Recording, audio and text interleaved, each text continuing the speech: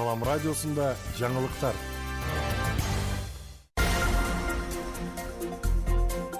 Саламатсыз бардактуу угарман жана көрүүчү, эфирде жаңылыктар чыгарылышы, аны мен Жасмина Сайдыманова тааныштырам. Орусияда кыргызстандыктар жол кырсыгына кабылып, бирөө каза болду.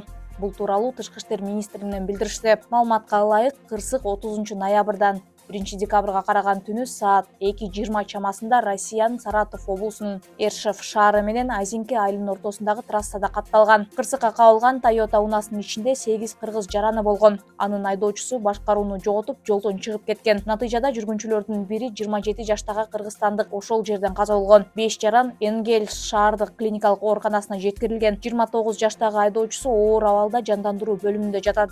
Калган жүргүнчүлөрдүн абалы орточо оор деп бааланууда. Кыргызстандын Россиядагы элчилиги каза болгон жарандардын үй бүлөсүнө, ошондой эле жабыркагандарга консулдук укуктук жардам көрсөтүүдө.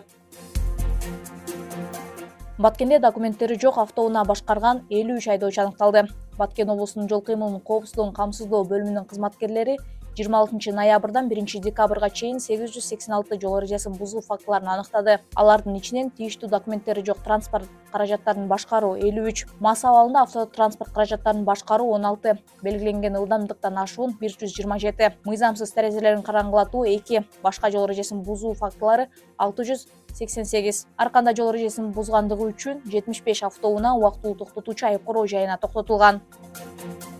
Баткенде диндердин өнүгүү тарыхы сабагынан билим таймашы өттү. Баткен шаарындагы Владимир Ильич Ленин атындагы орто мектебинде диндердин өнүгүү тарыхы сабагынын билим таймашы өттү.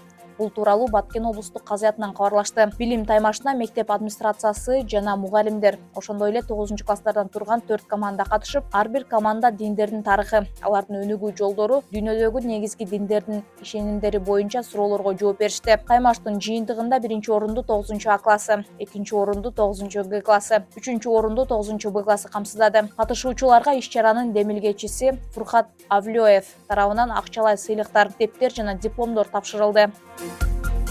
Лейликте IT академиясынын филиалы ачылды. Академияны ачууну Жогорку кеңештин депутаты Миргүл Темирбаеванын демилгеленген. Парламенттен билдиришкендей, анын алкагында Лейликте жашап, бүткүл дүйнө менен иште аттуу маалыматтык технологиялар форуму өттү. Форумда көптөгөн маалыматтык баяндамалар жасалып, сунуш, пикир, идеялар талкууланды. Белгилей кетсек, Баткен облусунда аялдар жана кыздар үчүн маалыматтык коммуникациялык технологиялар тармагында билим алуу мүмкүнчүлүгү. Долбоордун алкагында 200 кыз-келин бекер билим алат. Долбоорго Германиянын кызматташтык уюму демөөрчүлүк кылып, жаңыдан ачылган IT академиянын филиалына 25 ноутбук белек кылды.